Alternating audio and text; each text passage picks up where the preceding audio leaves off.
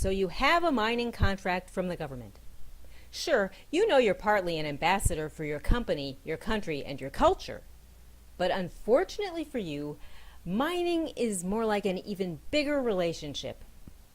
Contracts are the easy part, but you're going to be in this place for a long, long time. Now you have to face the local people and not only seek your social license to operate, but live there. You're getting married. This is the hard part. Now you may be thinking, I didn't sign on for all this squishy stuff. I'm a business manager, geologist, engineer. Let someone else do all this community relations stuff. It's a pain in the neck, and there are more important things, and I don't know what they want anyway. It's not my thing. Here's a little incentive. If you're only interested in the bottom line, remember that when violent conflict shuts down a sizable mine, it can cost a company up to $20 million a week in losses. It's better to learn to deal. Mining is not like manufacturing. Manufacturing is more like dating. If it's better somewhere else, you can just leave and go somewhere else. Mining is more like marriage. You're really, really there for the duration. So ask yourself, what kind of marriage do you want? One where the people hate each other, where they aren't speaking, or one where they get along and are partners even if there are some disagreements? You're building a relationship, and here's the ugly secret about all relationships, and you know it already. Giving presents is nice.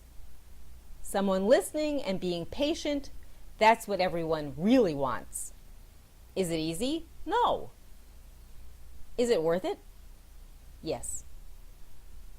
You know that even if you wanted to do the nicest things for the people in the community, you still have to answer to your company and your boss, and you need to think about all the technical demands of the project. In the rush, it's easy to make assumptions about how the community will behave. You think, people are the same everywhere, like they are back home, and you can treat them that way. They're not. Maybe think of it as geology. Social geology. How have various historical events and pressures shaped this landscape? Where are the fault lines? Do social seismic readings? The bad news about all this? First, it's complicated and tricky. You have to look at a lot of issues from a lot of angles and weigh them. Second, it takes a lot of time. Third, get over it. And fourth, you can do this, although it may mean going without sleep for the foreseeable future. Most companies do social economic mapping first. Many countries also demand it. It's a great idea. Know the lay of the land. Start by identifying all the stakeholders, near and far, the noisy and the shy. Open and maintain direct lines of communication with all of them throughout the entire mining project. Now what you're thinking is, their demands keep changing. No matter what we offer them, they keep asking for more, and we have limits. Second, I have more important things to deal with, and this stuff is not our job.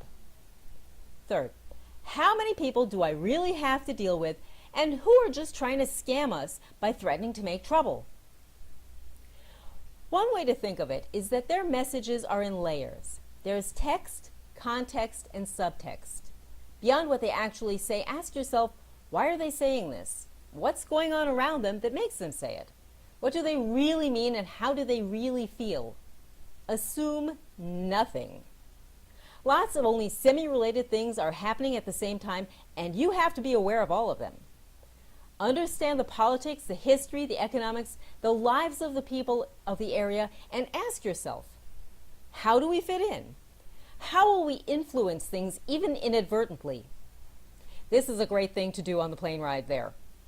Ask yourself, what is the history of mining in this area? Is it really bad, filled with broken promises and ruined land? If so, look forward to making a public apology for stuff you had nothing to do with. In isolated areas, the community may see you as a proxy for the government. So how do they feel about the government? And what does that mean for you? Maybe they see this as their only ticket out of poverty, and since they have none of your insider information, they build up unrealistic dreams and they will not believe you when you downplay your potential revenues because they believe that they or their country has been cheated in the past. And sometimes they're right. Now, you both know that your project may ruin their land, their homes, and their livelihoods, so their concerns are personal. There can be conflicts over competing property rights, some about your operation, some not, traditional versus formal rights, Western or international law, indigenous law. Some places do not recognize the rights of the central government to make these decisions. People will want to know everything. What's going to happen, how it will happen, who you are, and if you're any good, what's in it for them, what it will take from them. And transparency can be your friend. Curiosity can be a good thing. And these two last are perhaps the most important to understand, and they are, sometimes local people will do stuff to get your attention. Sometimes the things they do are a form of negotiation to get what they want. Maybe it's money, but maybe it's something else. Maybe they're trying to tell you you're not treating them with respect, or that you're making a big damaging mistake that will hurt them. Now, you may wonder why they do it that way, but then again, you have your own ways of doing business that probably seem just as strange to them. And finally, sometimes you're just caught in a crossfire, in the middle of something else you have no control over. But this doesn't mean you should just roll over. 4 things are necessary if it's ever going to work, and a lot of this you already know. First, listen and hear them. Let them do the talking and take what they're saying seriously. Remember, text, context, subtext. Start with something like, tell me about the history of this place, or what do I need to know to be a good long-term neighbor? No matter what it takes, spend all the time needed to explain it, but also stay open to change. Start a conversation. Respect is everything, and being able to prove you are trying to work with them really matters. Things become violent most often if people feel you're not hearing what they're saying. Second, build trust. You develop trust through visible and consistent integrity. Establish a clear, streamlined, predictable, acceptable policy with a clear chain of command and communicate it and its rationale to people in the company and the community. It takes time. It's a matter of accumulation. If really necessary, get good community relations professionals in to talk to or train the staff.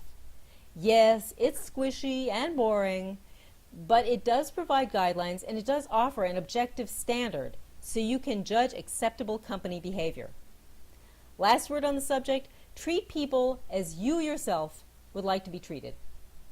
Third, be honest. They want to know what they're going to get out of it. So don't promise jobs that may not happen. Be honest about environmental impact. And as much as humanly possible, work with best practices. Never spin or lie, because if you do, it will come back to haunt you. So finally, what does engagement look like?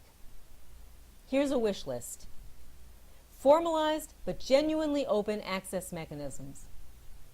Ongoing frequent meetings with the community, not just civil society and the government, with the top mining managers. Timely, clear grievance mechanisms so you can resolve little problems before they become big problems. In some places, the government isn't a dependable source for the community you're working in, so you may have to shoulder some of the social services. Be aware of indirect impacts. There are times that the neighbors will feel left out and angry, so think preemptively. And to the extent possible, share decision-making. The more you include them, the stronger and better the relationship will be. And ask yourself, as you are finally falling asleep, the bigger question. With all that I have and know, what can I do for this area that will help it grow and prosper?